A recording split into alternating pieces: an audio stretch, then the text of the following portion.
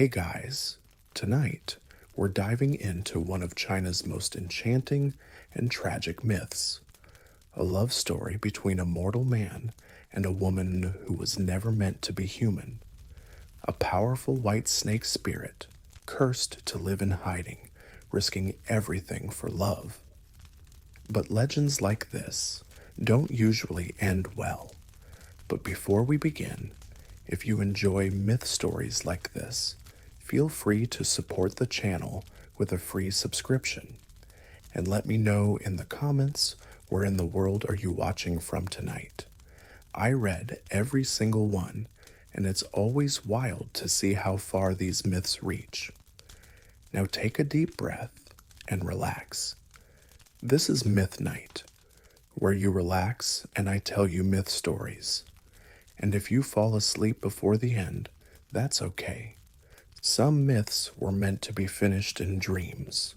In ancient Hangzhou, where time moves like honey through amber, the Qingming festival arrived with whispered promises of renewal. Cherry blossoms drifted like silk snow, each petal carrying unspoken wishes as they settled upon the still waters of West Lake.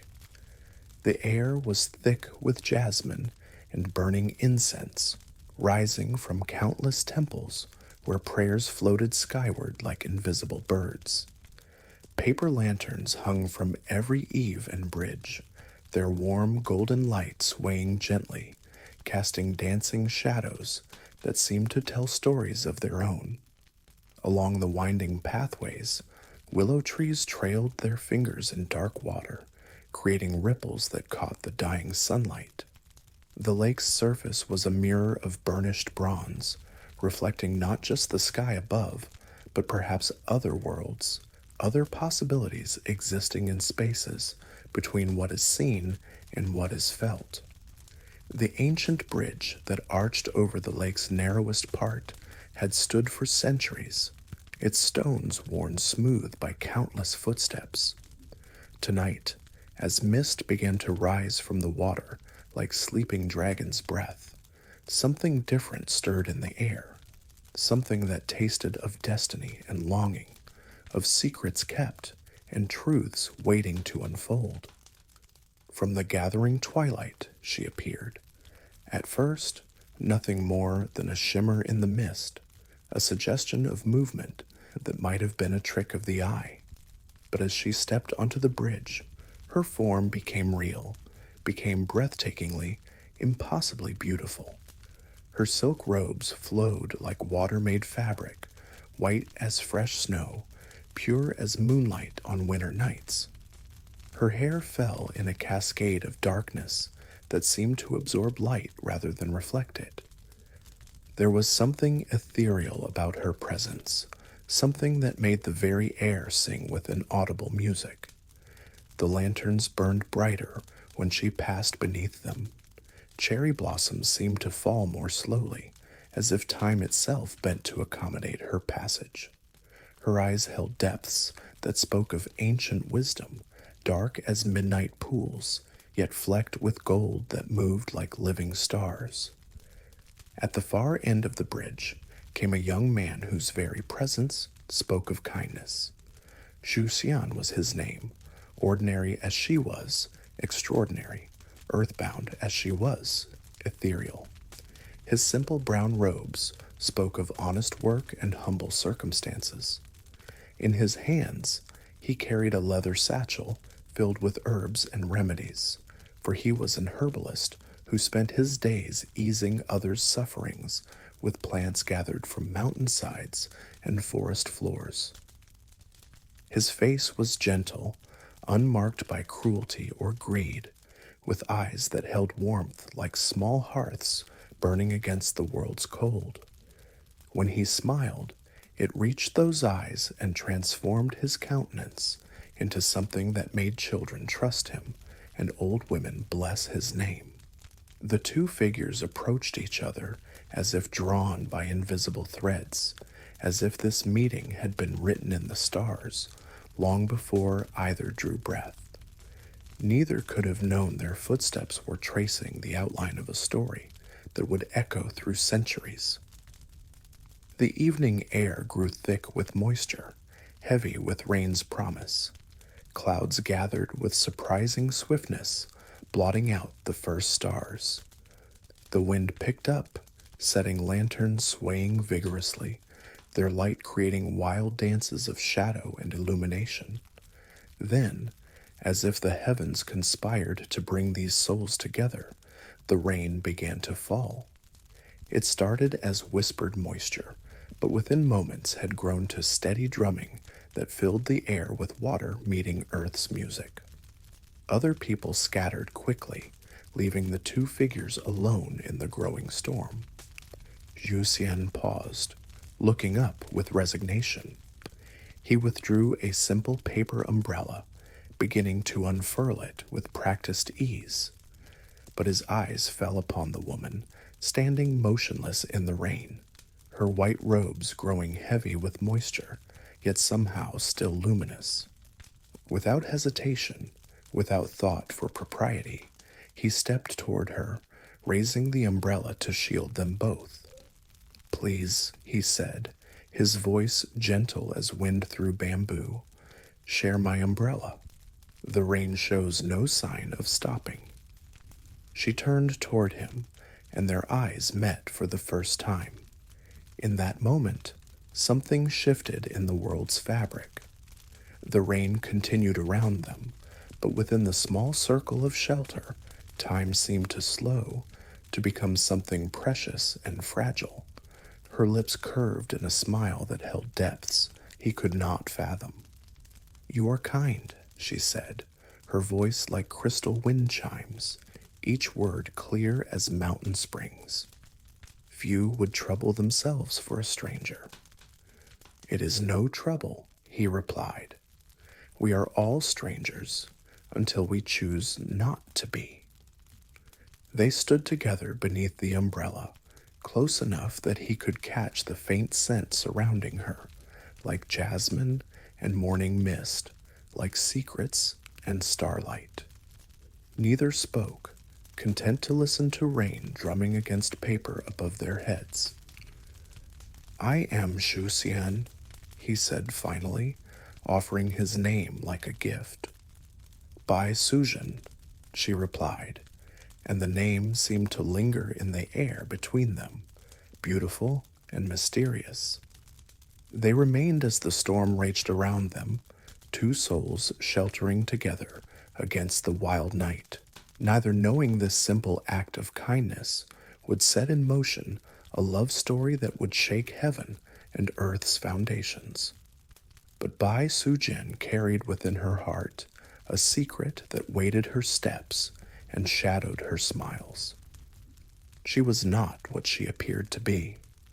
Beneath the graceful form that walked among humans lay a nature belonging to realms far older than human memory.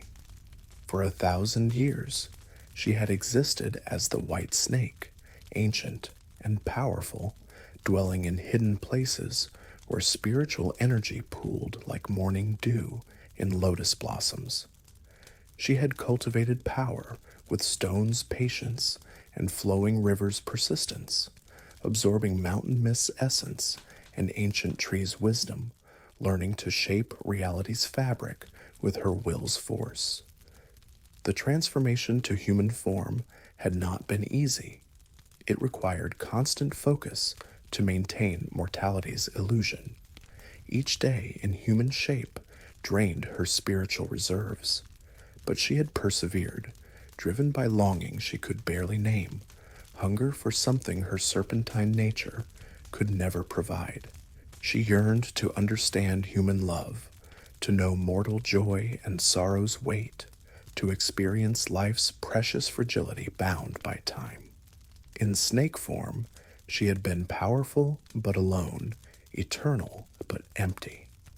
The human world called to her with its chaos and beauty, its brief, bright flames of passion burning intensely for being temporary. But the balance between spiritual and human worlds was delicate as spider webs heavy with morning dew. Every moment spent in human form was transgression against natural order. A stone thrown into still water, creating ripples spreading far beyond her control. She had been warned by others of her kind, ancient spirits who had seen dynasties rise and fall. They spoke in voices like wind through dry leaves. Love among mortals is brief as lightning. Their hearts are made for breaking, their lives for ending.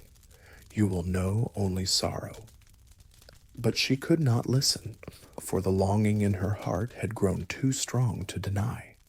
Now, standing beneath Shu Xian's umbrella, feeling his presence like sunlight after long winter, she knew her advisors had been both right and wrong. Love among mortals was indeed fragile as cherry blossoms in spring wind, but that fragility made each moment more precious than all the spiritual power she had accumulated. She looked at the herbalist's kind face, saw genuine concern in his eyes, the natural goodness radiating from him like heat from glowing embers. Here was a man who spent days healing others, who gave shelter to strangers without thought of reward. And she knew, with certainty reaching into her being's core, that she loved him. The knowledge was both gift and curse, for she understood what her love would mean. She could not love him as a simple mortal woman might, without consequence. Her love carried cosmic disruption's weight, the danger of drawing unwanted attention from those guarding world's boundaries. Every moment of happiness would be built upon deception's foundations. Yet as she stood in his protection's circle, listening to his gentle voice, she felt something within her that had been cold for 1,000 years begin to warm. Perhaps the risk was worth taking. Perhaps love, even doomed love, was worth the price that would inevitably be demanded. In the days following their bridge meeting, love grew between them like flowers opening to sun, slow and natural and beautiful beyond words. They met again and again, always as if by chance, though chance had little to do with it. Their courtship unfolded with seasons changing's gentle rhythm, marked by small gestures and shared silences holding more meaning than elaborate declarations. He would save the finest jasmine tea for her visits, brewing it with precisely heated water, watching her face light up with pleasure at the first sip. She would appear at his door with delicate pastries, claiming she had bought too many for herself. They walked together through gardens bordering West Lake, their footsteps soft on paths carpeted with fallen petals. Setting sun painted everything in gold and amber, casting their shadows long and intertwined. He spoke of herbs he gathered, of ancient wisdom passed through generations of healers, of dreams of easing suffering wherever found. She listened with attention of one who had lived long enough to understand true goodness's rarity.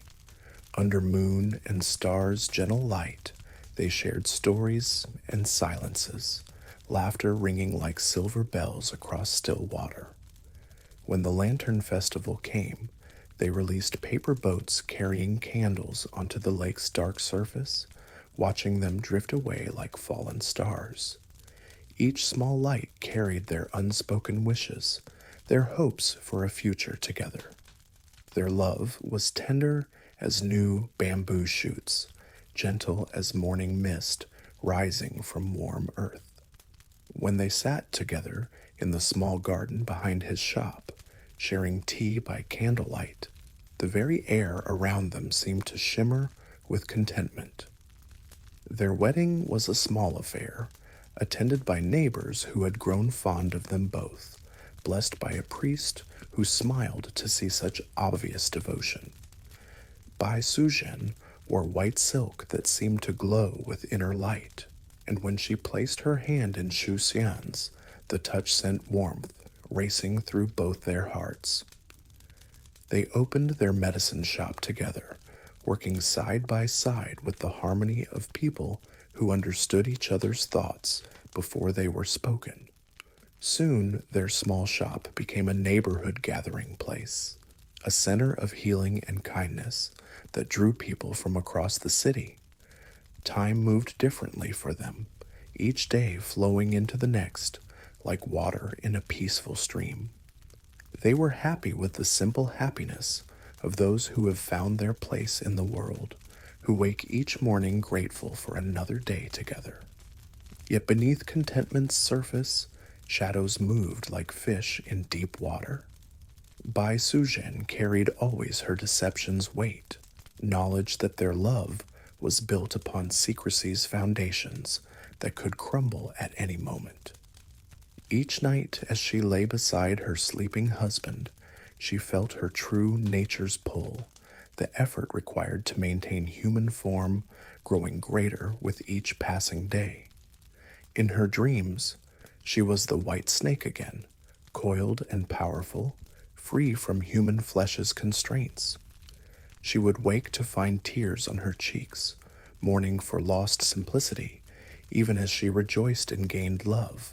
The sorrow built in her heart like sediment in a river, slowly but steadily, a weight growing heavier with each shared smile, each tender touch, each moment of happiness that felt stolen from natural order.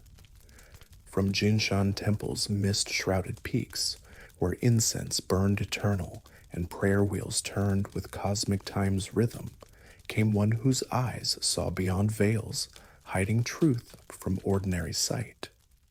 Fa Hai was his name, and he had dedicated his life to preserving ancient boundaries that kept the world in proper order. His face was carved from stone and discipline, marked by years of fasting and contemplation.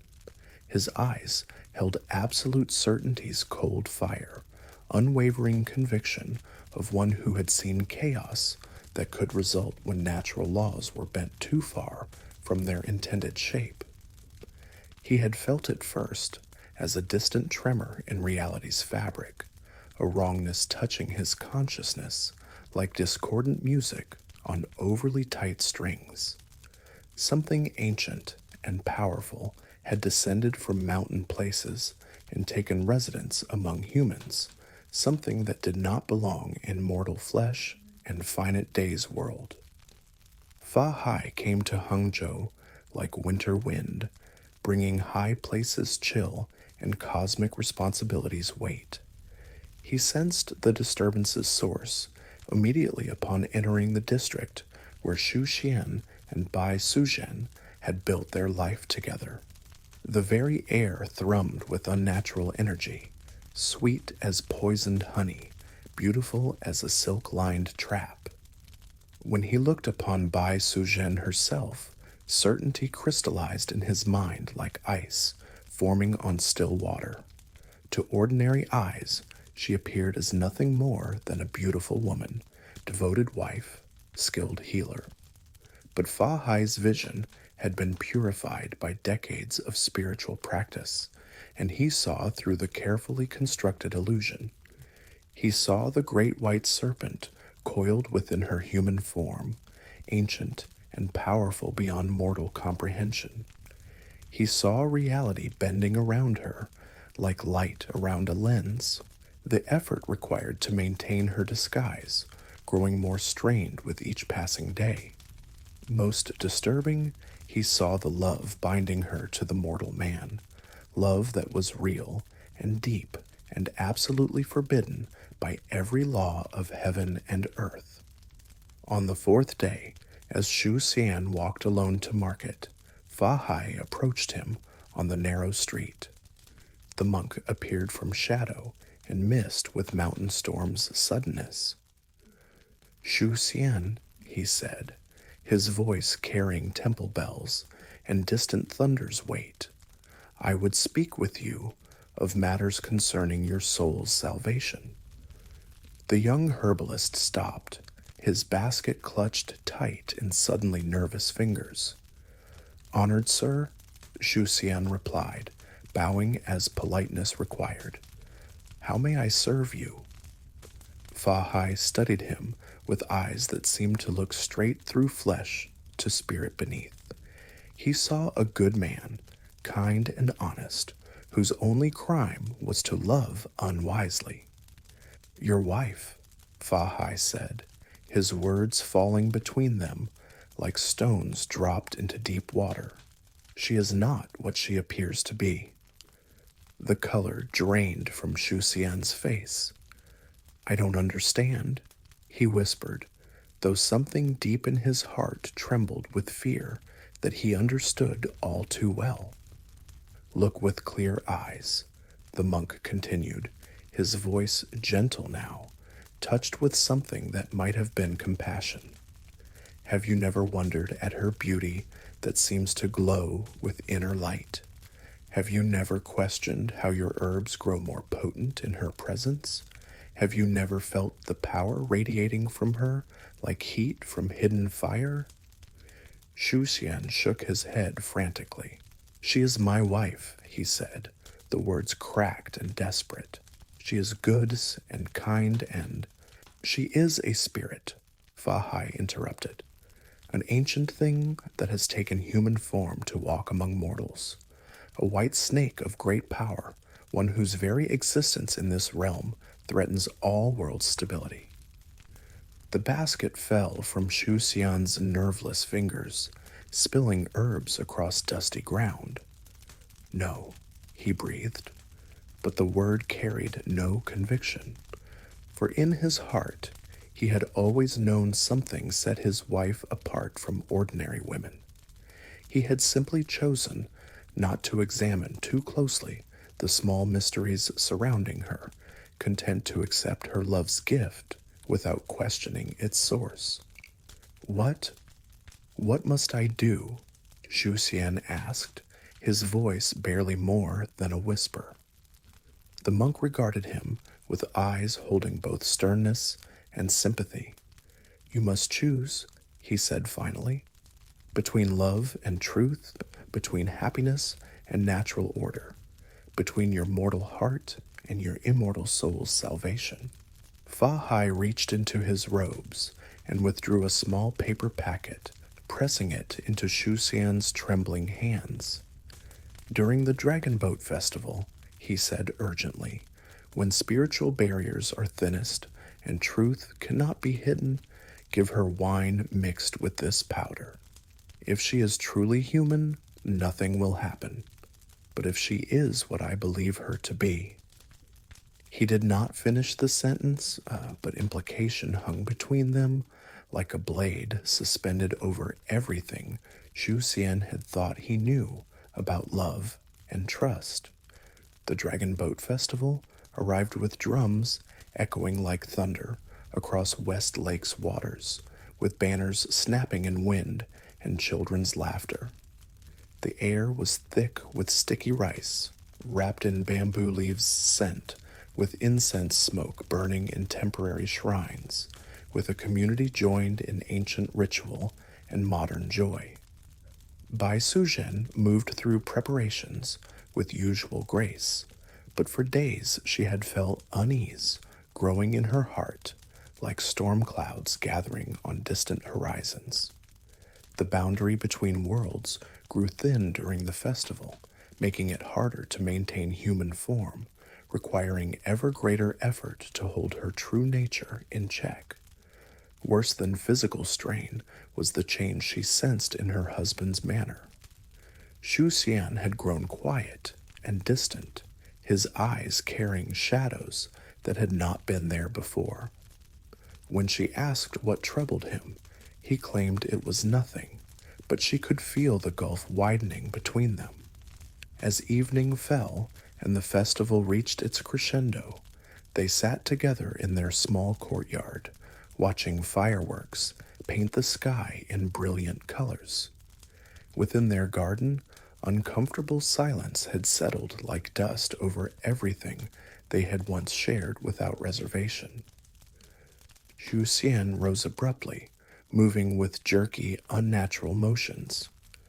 I'll fetch wine, he said, not meeting her eyes. To toast the festival, to celebrate our love. The words came out stilted and strange, and Bai Suzhen felt her heart contract with nameless fear. Something was wrong, desperately wrong. She watched him disappear into the house, heard ceramic clatter and liquid splash. When he returned, he carried 2 cups of rice wine that gleamed pale gold in lantern light. He handed her 1 cup with hands that trembled almost imperceptibly, then raised his own in a toast that felt more like an ending than a celebration. To love, he said, his voice thick with unreadable emotions. To truth, to to whatever fate the gods have written for us. They drank together, the wine warm and sweet on her tongue, carrying with it festival and tradition's taste and something else, something that made her stomach clench with sudden nausea. The transformation began, as it always did when her control slipped, with fire running through her veins sensation. But this time was different. This time, the change came from something that attacked her human disguise's very foundations. The wine had been tainted with something that burned away her carefully constructed illusion, like acid through silk. She gasped, doubling over as pain lanced through her body with lightning's force. Her vision blurred, her hearing became a rush of sound like wind through mountain caves. The human form that had been her home for so many seasons began to unravel, dissolving like morning mist before blazing sun. No, she whispered, then cried out as the word became a hiss no human throat could make. Please, not like this. But there was no stopping what had been set in motion. Her legs merged and elongated. Her skin became scales gleaming like moonlight on water. Her hair spread around her like dark liquid as her body stretched and coiled with her true nature's fluid grace. In moments where the woman had sat, there lay a great white snake, beautiful and terrible and utterly alien to the mortal world. Zhu Xian's cup fell from nerveless fingers, shattering against stone with a sound like a heart breaking. His face went white as bone, his eyes wide with horror and disbelief and grief so profound it seemed to hollow him out from within. For a long moment, stretching into eternity, they stared at each other across the chasm that had opened between their worlds. Then Xu Xian collapsed. The shock of seeing her true form, the betrayal implied by her deception, the destruction of everything he had believed about their life together, proved too much for his mortal heart to bear. He crumpled to the ground like a marionette with severed strings, his breathing so shallow it barely stirred the air. Bai Suzhen coiled around his still form, her serpent's body wrapping protectively around the man she loved more than existence itself.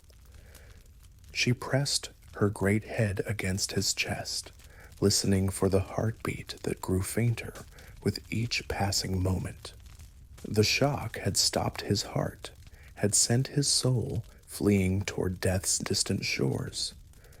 Unless the journey to the underworld was one few living beings had ever attempted, a path leading through realms where the dead wandered in endless gray twilight. It was dangerous beyond measure, requiring her to abandon human form entirely and embrace the full extent of her serpentine power. But love drove her forward, where wisdom would have counseled retreat. She slithered from the courtyard like flowing moonlight, her passage silent as wind through grass. Behind her, Xu Xian lay motionless, his soul already beginning its journey toward whatever judgment awaited those who crossed life and death's threshold. The underworld's gates stood at the bottom of a valley existing in spaces between waking and sleeping, between memory and forgetting. They were wrought from black iron and bone, guarded by creatures whose names were forgotten by the living. The air around them was thick with mist that tasted of sorrow and endings. Bai Sujin approached the gates with desperate courage of one who had nothing left to lose. The guardians rose to bar her passage, beings of shadow and nightmare that had stood watch for eons beyond counting. But her love burned in her heart like a flame that could not be extinguished, and before that light, even death's servants drew back. She passed through realms of twilight and sorrow, through valleys where the dead wandered in endless procession. She spoke with shadow's lords, pleaded with afterlife's judges, offered everything she possessed in exchange for one mortal man's life, whose only crime had been to love a creature he should never have met. They listened with stone's patience, these ancient powers who had heard every possible argument for mercy. They were not cruel, but they were implacable, bound by laws older than time itself. Yet something in her words, some quality of absolute devotion, moved them to offer an unprecedented choice. "Take him back," they said, their voices like wind through empty spaces. "Return his soul to his body, restore his life to the world above. But know this gift comes with a price. The balance must be maintained, the debt must be paid. Someday, somehow, the cost will be collected." She accepted without hesitation, without even asking what price would be demanded. They gave her a vial of water from springs flowing at creation's heart, water that could restore life to flesh, spirit to clay, hope to hearts that had forgotten how to beat. The return journey passed in desperate haste's blur, through shadow and mist realms, past guardians who watched her passage with something that might have been respect. She emerged from the underworld as dawn was breaking over Hangzhou, carrying in her coils the precious vial that held her husband's salvation. She found him as she had left him, still and cold in their courtyard, his face peaceful as sleep, but empty of the warmth that had made him her world's center. With infinite care, she tipped the mystical water between his lips, watching as it disappeared into his stilled body's silence. For a moment lasting forever, nothing happened. Then, so faint she might have imagined it, she felt breaths flutter against her scales. His chest rose with the effort of drawing air into lungs that had forgotten their purpose. Color began returning to his cheeks, like sunrise after the longest night. His eyes opened, confused and unfocused at first, then clearing as they met her gaze. "Sujin?" he whispered, his voice barely more than breath-given sound. She had returned to human form, though the effort left her trembling with exhaustion. Tears streamed down her face as she gathered him into her arms. "I'm here," she whispered back. "I'm here, my love. You're safe now." He pulled back to look at her, his eyes searching her face as if trying to solve a puzzle written in an unknown language. "I dreamed," he said slowly. "I dreamed I was walking through gray places, following voices that called me away from everything I knew, and then I heard you calling me back." "It was no dream," she replied, her voice soft with sorrow and relief intertwined. "But you're here now. That's all that matters." But even as she spoke the words, she knew they were not entirely true. Love had conquered death, but the cost of that victory was yet to be determined. The monk came for them on a morning when mist rose from West Lake like sleeping dragon's breath, when the air itself seemed heavy with destiny unfolding's weight. Fa Hai had waited through the long days and nights since Chu Xian's miraculous recovery, had observed from hidden places as the couple tried to rebuild their shattered trust.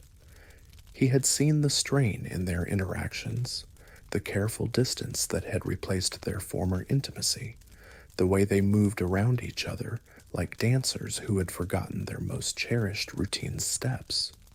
But Fa Hai's patience was not motivated by compassion.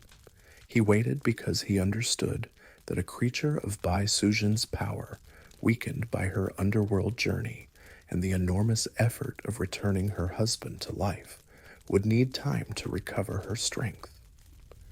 Now, as he approached their dwelling with inexorable judgment's measured stride, he carried artifacts of power blessed by generations of monks, weapons forged not of metal, but of pure spiritual energy. Bai Sujin sensed his approach long before he appeared at their door. The air around their home began to thrum with hostile energy, making her skin crawl with warning. Every instinct screamed at her to flee, but she could not abandon Shu Xian. When the knock came upon their door, it reverberated through the house like temple bells tolling, each sound heavy with finality and judgment. The door opened without any mortal hand upon the latch, swinging wide to reveal Fa Hai standing on their threshold like a figure carved from mountain stone and unwavering purpose. "White Snake," he said, his voice carrying cosmic authority's weight, "your time among mortals has come to its end." Bai Sujin stepped forward, placing herself between the monk and her husband, her chin raised in defiance, even as terror coursed through her veins. "I have done nothing to harm the human realm," she said, her voice steady, despite fear threatening to choke her words. "I have lived quietly, helped where I could, asked for nothing but the chance to love and be loved in return." Fa Hai's expression remained unmoved, carved from stone and absolute certainty. "You exist where you should not exist," he replied. "You love where love is forbidden. You have disrupted the balance that keeps worlds from falling into chaos. These are crimes that require no malicious intent to demand judgment." "She saved my life," Zhu Xian said, stepping forward to stand beside his wife, his voice shaking but determined. "Whatever she is, whatever laws she may have broken, she risked everything to bring me back from death. How can love so pure be called a crime?" The monk's gaze shifted to the young herbalist, and for a moment, something that might have been sympathy flickered in his cold eyes. "Your love is real," he said quietly, "but love alone cannot justify cosmic law's violation." He raised his hands, and the air around them began to shimmer with building power. Sacred symbols appeared in the space between his fingers, burning bright as small suns, each one a word in the ancient language that commanded obedience from all spiritual beings. Bai Sujin felt the pull immediately, a force seeking to strip away her human disguise and bind her in pure will's chains.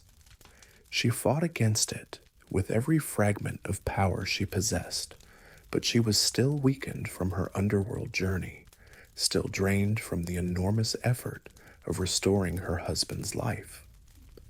The battle was joined with forces existing beyond the material world, energies that shaped reality itself. The very air around them crackled with tension as spiritual powers clashed. The walls groaned under pressure, and the ground beneath their feet began to tremble. Bai Sujin's human form began to waver like a reflection in disturbed water. Her carefully maintained disguise started to unravel under Fa Hai's binding spell's relentless pressure. Scales appeared along her arms like light and shadow patterns. Her eyes began to change color and shape. Her hair moved as if swimming in invisible currents. "Stop this!" Shu Xian cried out, throwing himself between his wife and the monk, his arms spread wide as if his mortal flesh could somehow shield her from forces that bent existence's very fabric. Please, I beg you, show mercy. But Fa Hai's expression remained unmoved. Stand aside, he commanded. You cannot protect her from her choice's consequences. The transformation could no longer be resisted. With a sound like silk tearing in wind, Bai Suzhen's human form dissolved completely, revealing the great white serpent in all her terrible beauty. Her coils filled the small room, scales gleaming like moonlight on water, eyes burning with 1,000 years accumulated wisdom and sorrow. But even in her true form, she was no match for the monk's power. The binding spell tightened around her like invisible chains, forcing her magnificent length to contract, compelling her to coil in upon herself as sacred symbols burned in the air around her like a living light cage.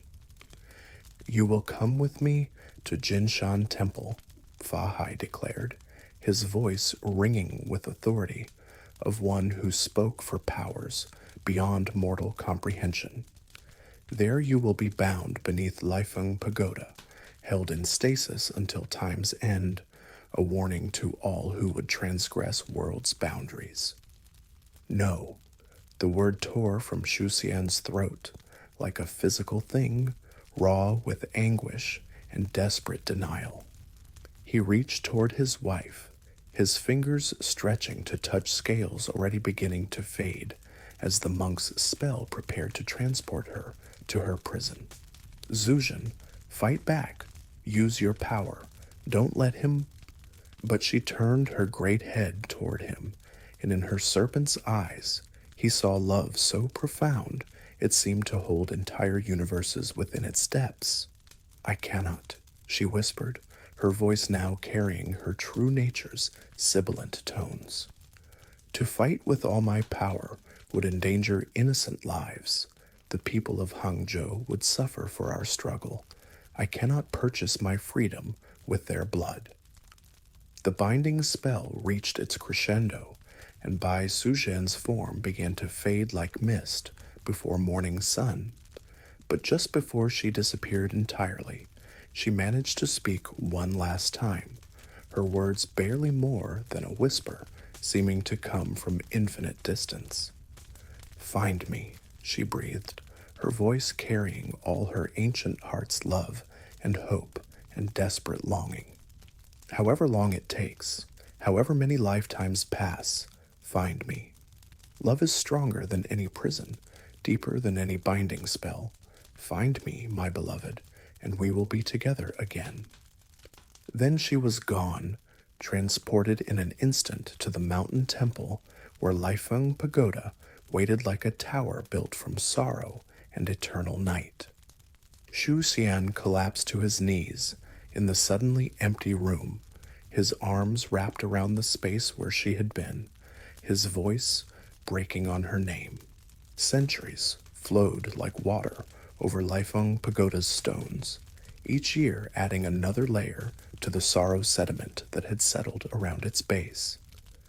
The tower stood as it had since Bai Suzhen's imprisonment day, a gray stone sentinel against the changing sky, watching over West Lake through dynasties that rose and fell like distant shores' tides. Within the pagoda's foundations, deeper than root or memory, the white snake lay bound in sleep that was not quite sleep, in darkness that pulsed with a heart's slow rhythm that refused to stop beating. But through it all, love persisted, burning in her dreams like a candle no wind could extinguish. Through all those years, Shu Xian kept his faithful vigil. He aged as mortals must, his hair turning silver, his face mapping sorrow and unrelenting hope's geography. Yet still, he came each day to the pagoda, placing flowers at its base, lighting incense that carried his prayers up to whatever powers might be listening. I remember, He would whisper to the wind-stirring prayer flags hanging from the pagoda's eaves. I remember the rain on the bridge, the way you smiled when you thought no one was watching. I remember how you made tea, as if each cup were a prayer, each sip a blessing. I remember love, Sujin. I remember everything. The people of Hangzhou grew accustomed to the sight of the old herbalist who spent his days at the pagoda, talking to stones and shadows. Children would sometimes approach to hear him tell stories of love, so pure it had challenged heaven itself, tales that grew in telling until they became legends passed from grandmother to grandchild. When he finally died, it was as peacefully as morning mist rising from warm earth. They found him at the pagoda's base with a smile on his lips, his hand outstretched as if reaching for someone who had been just beyond his grasp. The people of Hangzhou buried him there and marked his grave with a stone bearing only his name and the words, "He loved completely." More centuries passed. The pagoda weathered storms that would have felled lesser structures, endured earthquakes that shook the mountains themselves. Yet slowly, inevitably, time began to tell upon the ancient binding spells that held Bai Sujin in her stone prison. The spiritual energy that Fa Hai had woven into pure will's chains was not inexhaustible. Each year, each decade, each passing century wore away at those bonds, like water wearing away the hardest granite. The power that had seemed absolute when first cast gradually weakened, eroded by the persistence of forces too fundamental to be permanently denied. And beneath the pagoda, in dreams spanning lifetimes, Bai Sujin felt the change. Her consciousness, which had drifted through visions of past happiness and future possibility, began to sharpen. She tested the binding spell's weaknesses with patience, learned through centuries of forced stillness, exploring each tiny crack in her prison's foundation like a seed searching for soil. Then came the night when heaven itself seemed to grow restless, when clouds gathered thick and dark above West Lake, heavy with electrical charge and impending storm's weight.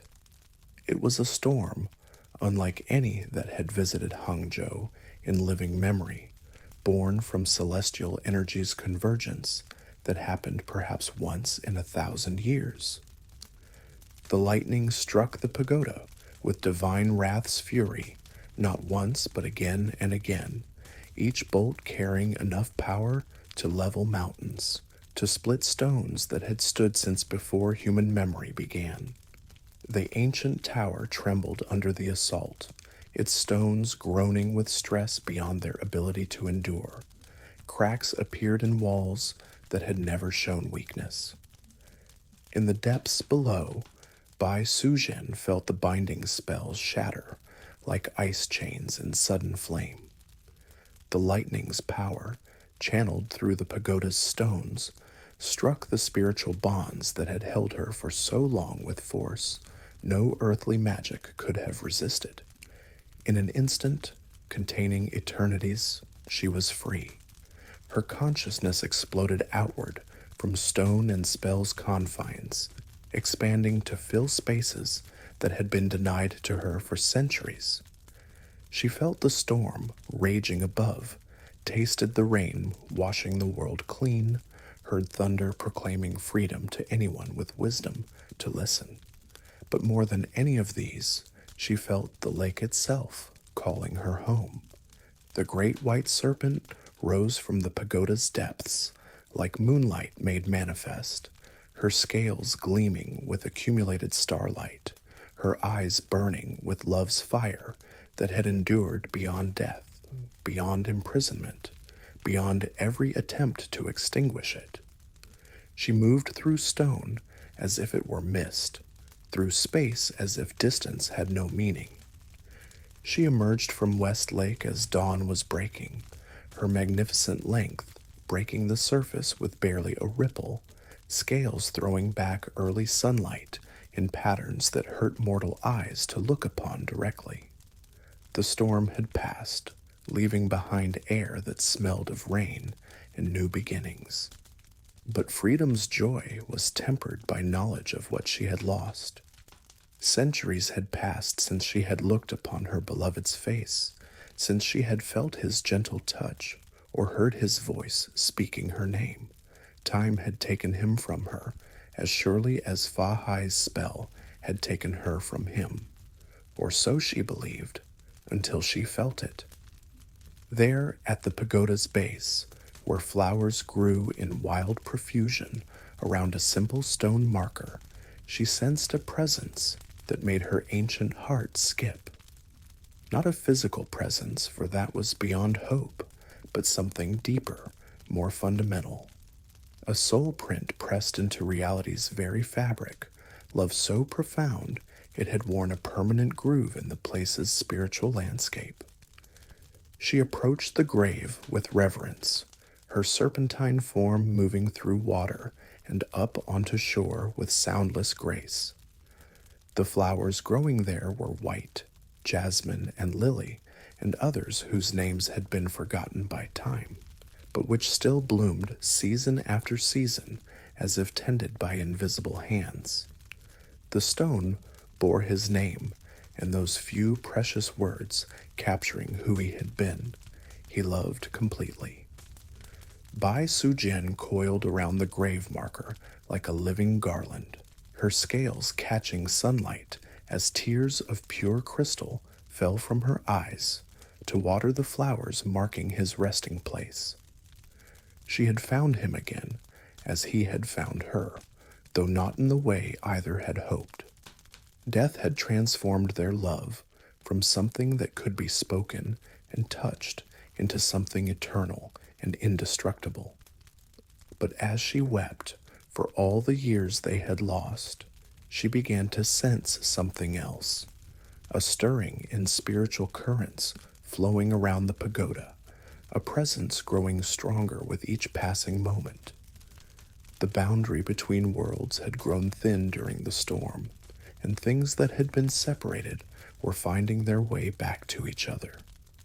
As the sun reached its zenith above West Lake, casting everything in light that seemed to come from within rather than without, the air around the pagoda began to shimmer with possibilities existing just beyond sight's edge. The veil between what was and what might be grew gossamer thin, allowing glimpses of truths transcending life and death's simple facts. Bai Sujian raised her great head from the grave where her beloved rested, scales catching light like captured stars fragments. For a moment, just a moment, she thought she saw him there beside her, not as the old man worn down by years of waiting, but as the young herbalist who had offered shelter to a stranger in the rain. His eyes held the same gentle warmth she remembered. His smile carried the same quiet joy that had first captured her ancient heart. He reached out as if to touch her, and she felt contact's whisper, lighter than butterfly wings, realer than dreams. "I told you I would find you," he said, his voice coming from everywhere and nowhere, carried on wind that tasted of jasmine tea and kept promises. Love is stronger than any prison, deeper than any binding spell. The vision lasted only heartbeats before fading like mist before morning sun, but it left behind certainty burning in her heart, like a flame that could never be extinguished. This was not an ending, but a transformation, not death, but metamorphosis into something that could exist across all boundaries, all limitations, all the small categories mortals used to make sense of infinite universe. She slid back into West Lake's waters, her movements creating ripples that caught light and threw it back in patterns, speaking of mysteries too deep for words.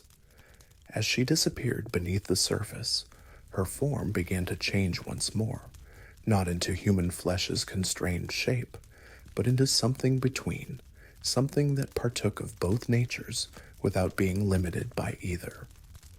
The people of Hangzhou, going about their daily business around the lake, paused in their activities as something made them look toward the water. Later, they would struggle to describe what they had seen, would find words inadequate to capture the beauty that had moved just beneath the surface. Some spoke of a great white fish with scales like pearls, others of a woman dancing on waves with hair flowing like liquid darkness. Children playing by shore claimed they saw a lady in white robes who smiled at them and left flowers floating on water where she had passed. Fishermen told stories of nets filled with silver fish that spoke in human voices before slipping back into depths. Lovers walking hand in hand at sunset swore they heard music coming from the lake, melodies that made their hearts beat in perfect synchronization. But all stories agreed on one thing. Whatever they had seen was beautiful beyond description, touched with sadness that made the heart ache and joy that made the spirit soar. It was love made visible, hope given form, the promise that some bonds could never be broken by time or death or power's judgment that thought themselves absolute. As days passed into weeks and weeks into months, the stories spread beyond Hangzhou, carried by travelers and merchants to distant cities where they took root in new soil and bloomed into legends.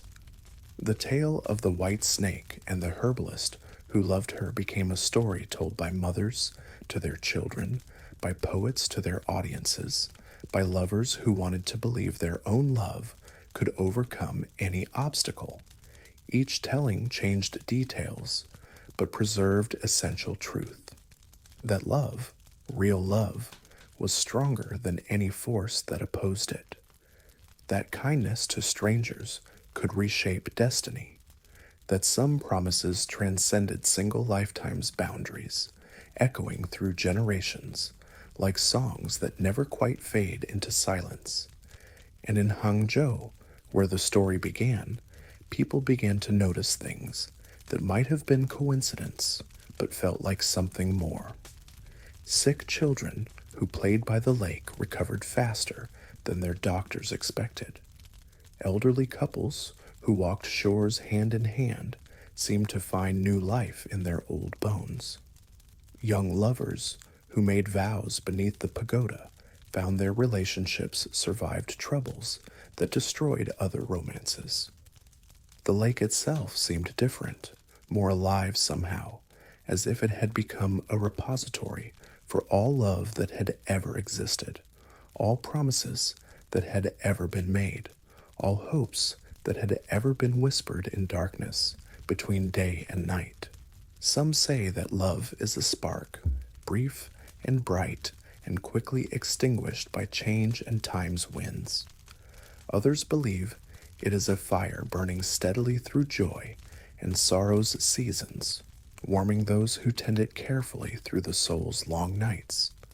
But a few, those who have loved completely and without reservation, know that true love is something else entirely. It is a force that reshapes reality itself, that carves new channels in existence's bedrock, that creates spaces where the impossible becomes inevitable. It is the secret music holding the universe together, the hidden mathematics governing stars and souls' dance. It is both the smallest thing and the largest, both the most fragile and the most indestructible. In Hangzhou, when the moon is full and mist rises from West Lake like sleeping dream's breath, people sometimes see things that cannot be explained by daylight logic. A woman in white walking on water, her footsteps leaving silver light trails. A man standing on shore with arms outstretched, welcoming someone only he can see. two figures embracing in the lake's center, their forms shifting between human and serpent, between separate and joined, between mortal and eternal. Those who witness these visions are forever changed, touched by knowledge that love is not limited by flesh and time's small boundaries.